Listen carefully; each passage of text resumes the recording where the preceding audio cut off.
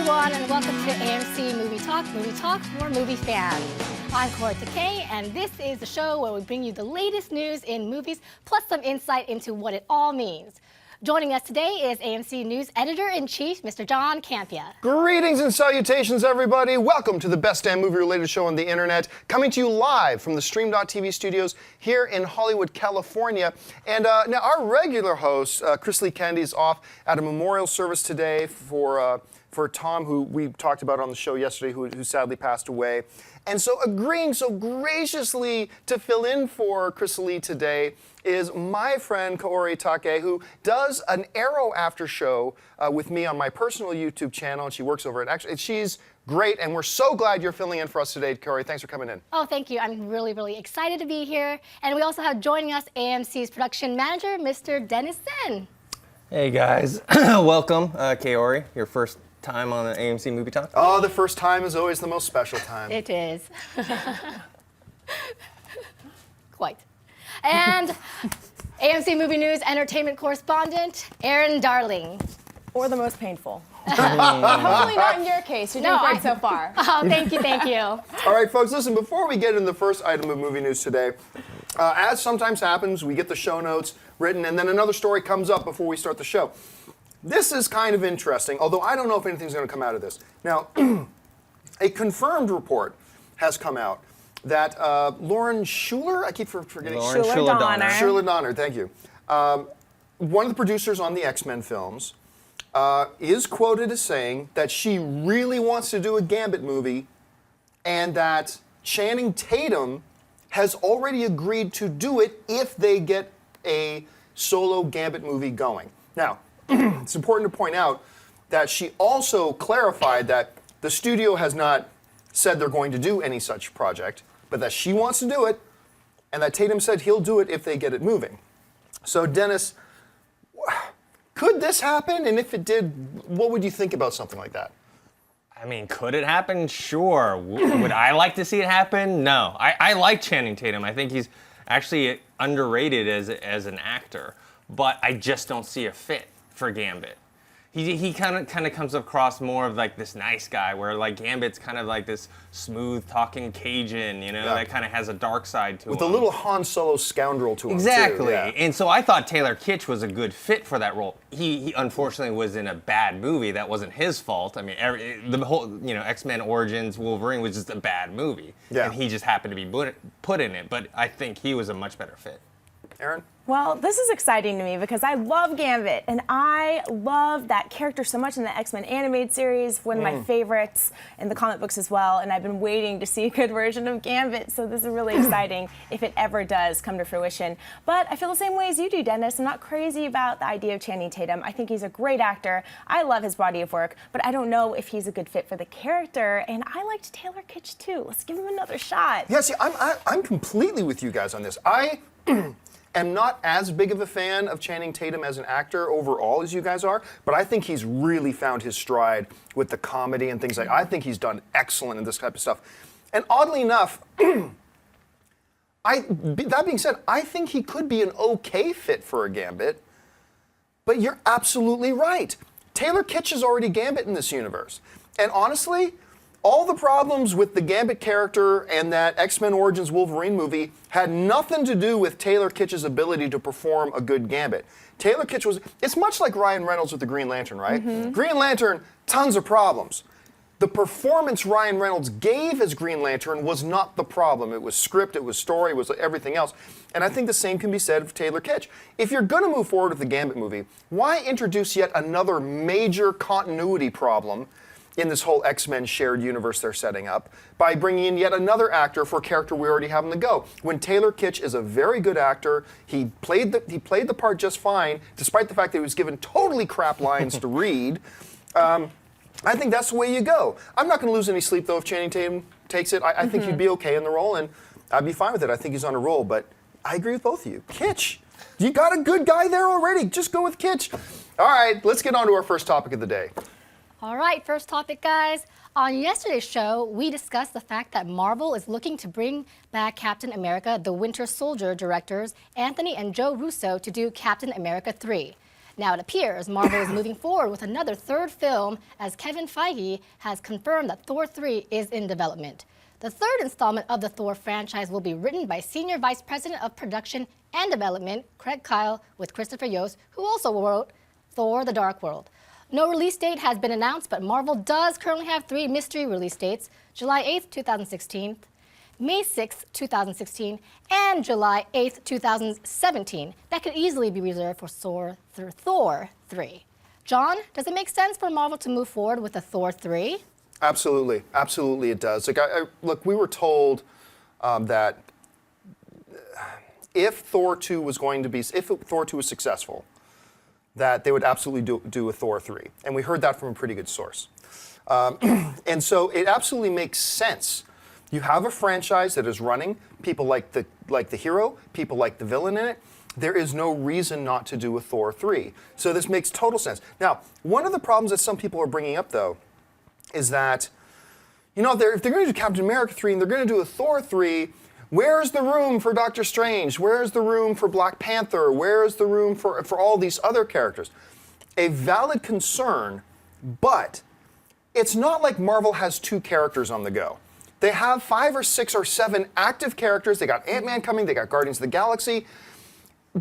There's nothing wrong with writing something that works a little bit. And it's not like Marvel is just like, oh, we're just going to do Thor 1, 2, 3, 4, 5, and 6, and we'll just save one other character for 10 years down the line. They're doing Captain America 3 and Thor 3 while introducing new movies and characters like Ant-Man, Guardians of the Galaxy. So let's not be too quick to criticize. Now, on these 3 unspecified mystery dates, I think it's pretty clear. One of them's got to be for Captain America 3. One of them's probably for Thor 3. So that opens up the door for either a Doctor Strange or a Black Panther. I'm fairly convinced it's going to be one of those 2. I'm not sure which one. But don't worry, Doctor Strange or Black Panther fans. If the 2017 date isn't for Doctor Strange or Black Panther, they're going to get around to Doctor Strange or Black Panther, whichever one they don't do. And they're going to bring in more characters. But I think Marvel is striking a great balance. Writing successful franchises while introducing ones at the same time, keep it nice and balanced. I think they're doing a great job, and this is, to me, is great news. Aaron? It's great news for me, too. This is a no-brainer. I mean, Thor worldwide has grossed about $1 billion at this point, and it's hugely successful for them. Not only that, but it's one of their few properties that straddles the line between the mystical fantasy world and the grounded in reality world, and they're looking to go into the more mystical area. So, of course, this makes sense. It's a great move for them. Let's make more money. Let's make Thor 3. Yeah. Yeah, of course they're going to make it. I think it made over 200 million domestically, over 600 worldwide. Yeah. They're going to make it. And also, if I'm not mistaken, there is no Iron Man 4 in Phase 3. Yeah, right. They're going to skip over that. So they do need some other money makers. They need a Thor 3, a Captain America 3, because actually, instead of hurting the chances of, let's say, a Black Panther or Doctor Strange movie, I think it helps because Marvel can say, great point. These are going to make money, so we can take a chance on this movie, Black Great Panther point. and Doctor Strange. Yeah, I mean, I'm so glad you brought that up. That's really insightful. The fact that it's Captain America 3, Avengers 2, and Thor 3 are what is going to pay for Ant-Man and for Guardians of the Galaxy and Doctor Strange and Black Panther and whatever other movies. Excellent point. You're absolutely right on that. All right, what's next? All right, guys. Recently, actor Vin Diesel revealed that Universal wants to move forward with another Riddick film. Now, Diesel has taken to his Facebook page again to reveal that a new XXX movie that he had previously mentioned is in motion and the script is nearly ready. Diesel has one XXX film and then left the franchise for XXX State of the Union in 2005, which instead starred Ice Cube playing another XXX agent, Darius Stone. Dennis, what do you think of Diesel doing another XXX movie? I didn't really care for the first XXX movie, and then the second one with Ice Cube was terrible. But it makes sense. I mean, the first one I think cost about $70 million to make. It made like over $270 worldwide. And then also you have the fact that Vin Diesel right now is in demand. Yeah. He wasn't like probably 5, 6, 7 years ago. Yeah. But right now he's got to hit with the when the iron's hot. So he's got to do these fast movies, these Riddick movies, and these XXX movies. So while I particularly I'm not that interested in seeing it, it just makes sense. It always confused me after watching the first XXX movie that you had this kind of lean, muscular, badass, XXX, and then in XXX2 they had a chubby XXX. I mean, no disrespect to Ice Cube intended, because the dude, he's got his niche and he can perform in it, and he's a really good entertainer. But I never thought Ice Cube as the next follow-up to Vin Diesel. It's like, oh, chubby XXX, And it that's flopped great. real big. And it deserved to. The one concern I have about this, though, is that Diesel, you're right, Diesel was completely out of demand. He tried a few new things, never went anywhere. So he did the Sylvester Stallone thing. After trying to get away from his franchises and do new things that all failed, he's gone back to all his old franchises. He went back to Fast and Furious. He's going back to XXX, and he went back to Riddick. Are you telling me Pacifier didn't make a buttload of money? Well, Pacifier made a buttload of money, but I think a lot of people had a hard time seeing him in that type of role. I think he had a hard time seeing him in that kind of role. So, I mean, it is what it is. Aaron? I think no. Strike while the iron is hot? That doesn't even apply to this. The iron is not hot here. The sequel was a huge flop. It did not do well. Why would you go back and revisit that? Well, It makes but absolutely no his sense iron to is me. hot, not necessarily the XXX iron. Not that franchise. Right, I yeah. think do something else. Move on to another project. Not only that, but it's rumored that he wants Katy Perry to be in this movie. Oh yeah, he mentioned something about getting Katy Perry to be the XXX I think girl. that has to do with the fact that when he talked about the Riddick movie, he made that dance video, this strange dance Yeah, video. what he did he do? released. Like Beyonce or something? Beyonce and I think Wow. Katy Perry. I think he Right. did 2 songs, and so the Katy Perry tweeted him. I'll be honest I don't with know. you. That little video made me like him more. It did. I liked it too. I just don't see her as part of this franchise, and her acting chops really haven't been proven, although she has done some notable voice work. I just haven't seen much of her work as an actor. Yeah, no, I she's don't think- not an actor. I don't think, Let's make that clear. I don't She's think not an Triple actor. X is like a thespian's showcase. No. What did you do on. before XXX? I was doing Macbeth in Stratford. You never know. And decided to play Xander Cage again. All right, folks, we've reached that part of the show called Buy or Sell. Here's how this works. In front of her, Kaori's got a few other items in the world of movie news. She's going to run them down. Then Aaron, Dennis, and I are simply going to say whether we buy it or sell it. So, Kaori, what do we got? All right, first one, the recent covers of Empire magazine, which has 25 different collector covers featuring characters from the upcoming X-Men Days of Future Past, has caused some confusion with fans since one of the covers features Anna Paquin as Rogue, even though director Bryan Singer has previously announced that Paquin would not be appearing in the film due to her one reel sequence being cut from the film. However, now Singer says that even though her sequence has been removed, it does not mean that we won't see her in the film, quote. Aaron, buy or sell that we're actually going to see Anna Paquin in X-Men Days of Future Past? I'll buy it. I think that we will see her. We may not hear her talk, but we'll see her in this movie. I mean, Simon Kinberg said her one reel sequence, verbatim. So one reel sequence meaning probably a scene with dialogue. It's now on the editing room floor, so we're not going to see that. But we'll see her image. We'll see her probably as part of a larger group. It may not be a huge cameo, but I think we'll see her to a certain extent. Des? I buy seeing her as well. I think it's going to be a sequence where maybe Wolverine's like, Rogue, Colossus, blah, blah, blah, go attack them. And then that's what she does, and that's it. Then that's the last of her. Yeah, when we did the story about her being on the cover in the first place, I said I bought that. She might be put back in. I believe when Singer first came out and said they were moving her, said she had one real sequence, so once she was out of that, there's no point in having her there at all. So they said they took her out of the movie completely. So I think they have just decided to reintroduce. I think you're absolutely right, Aaron. They've still left out her one real sequence. You're probably going to see her in the background as Professor X is talking to like 18 X-Men. And you see Anna Paquin standing in the corner. Superimposed. Yeah, and that'll be it. That'll be the one thing we see of her. So, but I buy that she will be there, just like you said, no talking. All right, what's next? M. Night Shyamalan and Bruce Willis are ready to team up again for Shyamalan's newest film, Labor of Love. The film, which is slated to begin production in Philadelphia in September, will feature Willis as a bookstore owner who, after tragically losing his wife, decides to walk across the country to prove his love to her. Willis and Shyamalan have worked on 2 previous films together in the past, Sixth Sense and Unbreakable. John, buy or sell the sounds of Labor of Love? I don't know.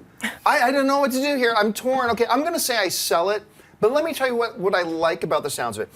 Labor of Love is actually a script he wrote a long time ago, like before Sixth Sense. And it's not one of his massive twisty movies. It's actually about this guy who loved his wife but was constantly breaking promises to her.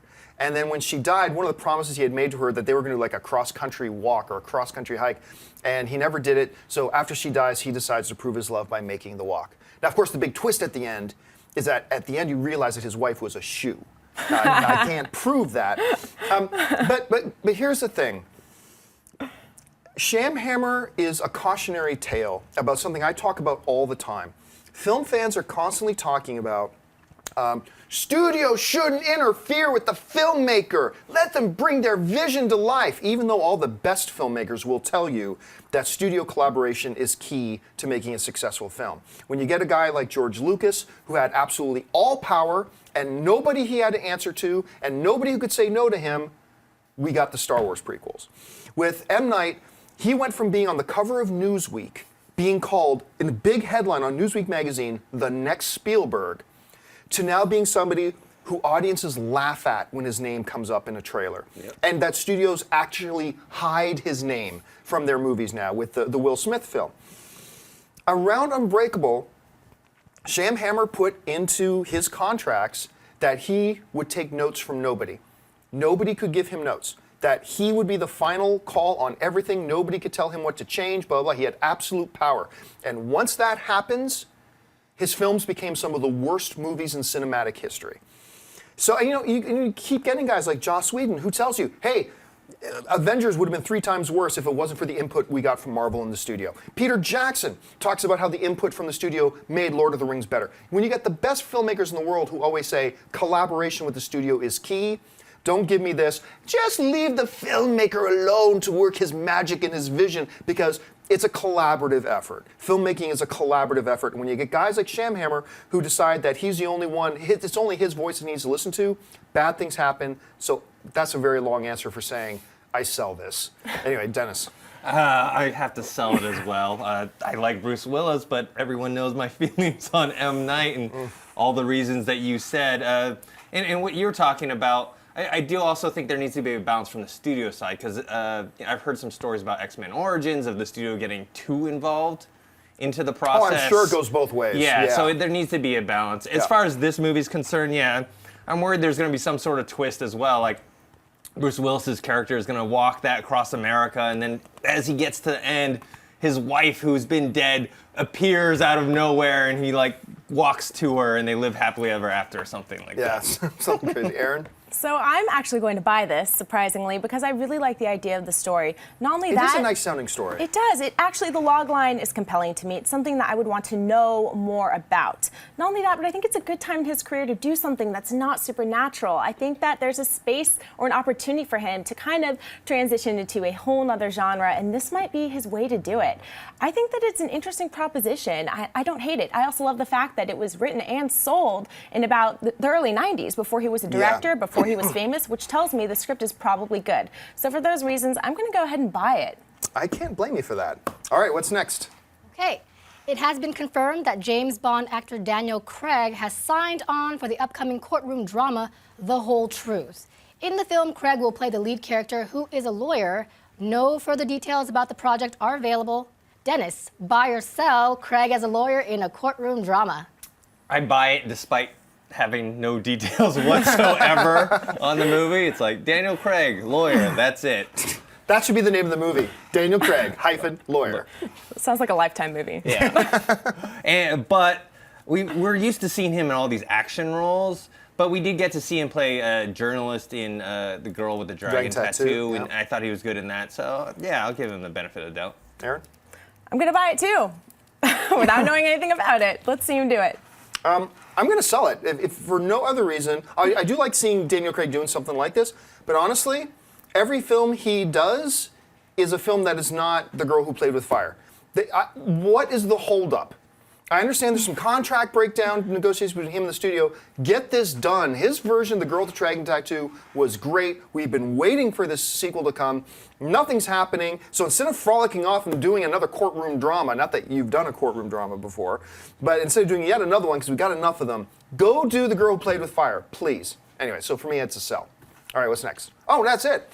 All right, folks. We've come to that part of the show called Mailbag. Listen, if you've got a topic or a question you'd like us to address on the show, you can email us anytime at amcmovietalk gmail.com. Now, also, by the way, for those of you who are watching us live, and we do this show live every Monday through Friday at 11 a.m. Pacific Standard Time, you can start putting in questions on the chat board if you haven't already. Just format it like this so Kaori knows it's a question, right? Question, then your question, just so it's easy to pick out. But for now, we've got a couple of questions from the mailbag pullout. So, Kaori, what do we got? Okay, Jonathan Booth writes, Michael Bay is disparaged constantly, and the implication is that he makes subpar films. However, when I look at his list of films, I see a list of movies that were extremely entertaining and that made a lot of movie. Bad Boys 2, Armageddon. This movie never gets old to me. And The Rock. More recently, he made the hugely popular Transformers films, all of which I enjoyed, and I will most certainly be seeing the fourth one in the theaters. Is a director's job not to make an entertaining film for the audience that makes the studio a lot of money? What am I missing? I am with you in some ways. I am, to some degree, a Michael Bay defender. I love The Rock. I don't care how much you like or dislike Michael Bay, give The Rock its due. It's a really good film. I love it. It might be my favorite Nicolas Cage film all around. I thought it was great. Armageddon is one of my guilty pleasures. I really do like Armageddon. I know a lot of people trash on it. That's fine. But for me, I really like it. Lots of people like Bad Boys 1 and Bad Boys 2. Has Michael Bay made some bad films? Transformers 2 is terrible. Transformers 3 is terrible. But unabashedly, I loved the first Transformers movie. Michael Bay's not really consistent except for the fact that he loves explosions and he loves girls in tight leather pants. And on either one of those accounts, who can blame him? And he puts him in a movie and he makes a visceral kind of like bombastic kind of viewing experience that's for a certain type of audience. And a lot of times he's hit it out of the park. And sometimes it's crap. So I agree with you, man. I think he takes an undue amount of hate. I think he is not one of the great one of the great directors in Hollywood today by any stretch of the imagination, but he has made, let's give him his due. He's made some really good, solid, entertaining films and has the potential to do so moving forward. Now let's see how Transformers 4 turns out. Dennis? Yes, I out of all of his movies, I like The Rock the best. I think it's an entertaining film. Armageddon is also a guilty pleasure of mine. You know, the first Transformer wasn't that bad, but I, like you, did not like the second or third one. I found them extremely boring, to be honest. Yeah. And let's tack on some other movies. You didn't mention Pearl Harbor. That was an awful movie. What are you talking about? That got snubbed at the Oscars, man. Yeah. No, right. And The Island. The Island, I didn't care for either. I didn't think it was a bad film, but you could tell it had so much potential to be so much better. It had a cool concept because it's based off, I think, was it a Michael Crichton book? I think so. It just didn't do it for me. So, and my issues with Michael Bay, I think he has trouble telling an entire narrative for a whole movie. He likes doing like little cool scenes here and there, like let's jump out of the plane and whatever, but it doesn't really make sense in the context of the story. So, but having said all that, if I was a studio executive, I'd hire him. Mm-hmm. Yeah. Like I hired him. Like he does do what you're talking about. He fulfills that role, which is he makes movies. They don't always entertain me. Actually, mostly they don't. But he does entertain most of the mass audience. He makes money, so why not? Erin? Yeah, I mean, I agree with you guys, and I actually agree with you, Jonathan, a lot. I think he makes very entertaining movies, and I'm a huge fan of Michael Bay. I really am. He won me over with Pain and Gain. It was one of my favorite films of we didn't 2013. mention that. Yeah. A great film. Anyone that thinks that Michael Bay can't direct should see that movie because he did it well, and he did it on a budget. So he doesn't necessarily fall into these same stereotypes that people always want to lump him into. I think he deserves a little more credit. Give it up for Michael Bay, right? Woohoo, See, Michael Bay! Yeah. The thing is, Pain and Gain is actually, for me, a perfect example of kind of why I don't like Michael Bay in general.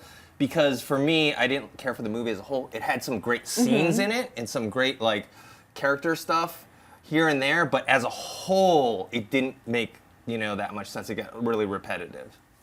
All right, what else do we have in the mailbag? Okay. Joe Kempfaus, excuse me if I mispronounced your name, writes, "Hey guys, I was just writing you to ask if you have seen the new trailer for The Fault in Our Stars. I'm a big fan of the book and the author. I cannot wait for the movie." It's a really nice little trailer, actually.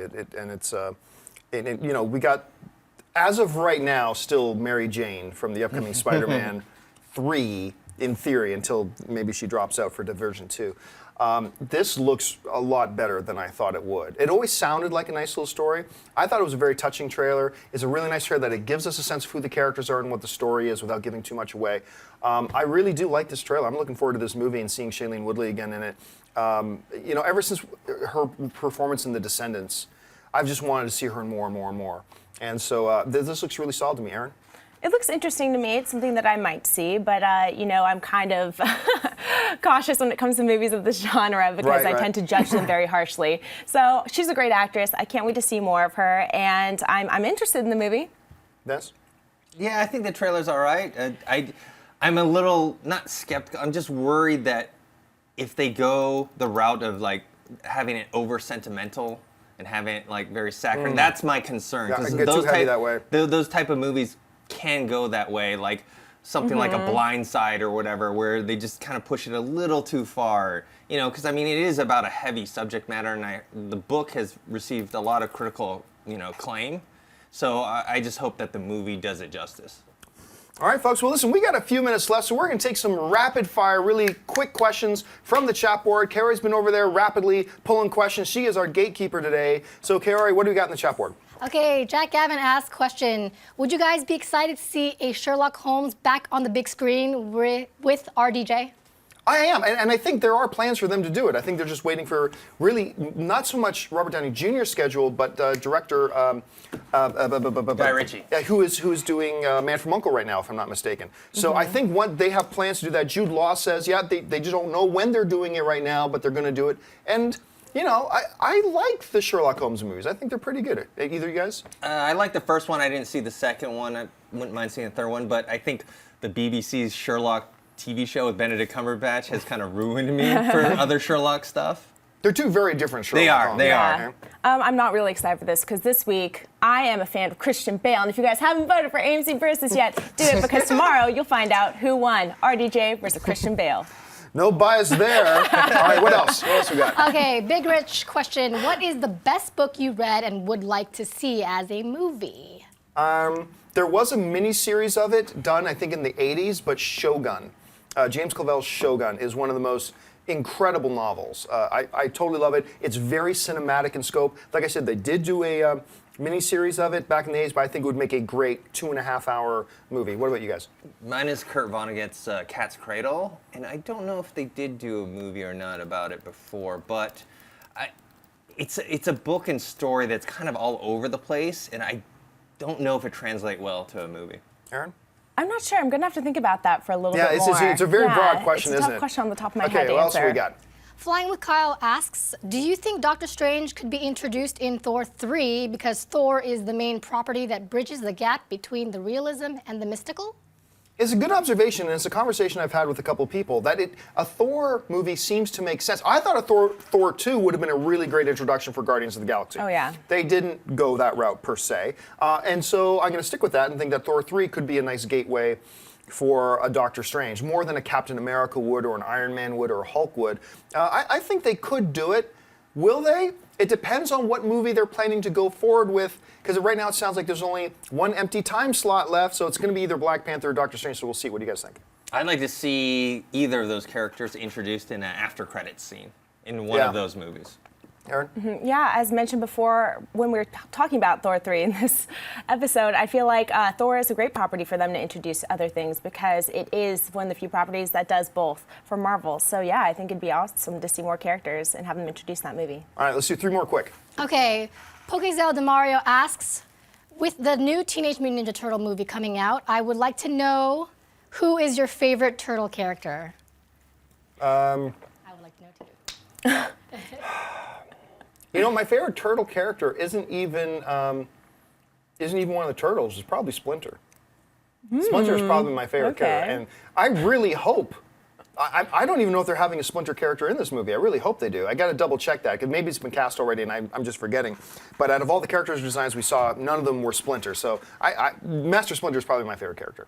I'd have to say Leonardo, based on the comic book. I read the comic book when I was younger. Like, he was the guy, he was the real leader. Yeah. And he was the one that kept them all together. And he also took on Shredder by himself in the comic book. Aaron? Michelangelo. What can I say? Pizza, I love it. All right, next. Okay, Carlton Fisk, If you were the director, Sorry, go ahead.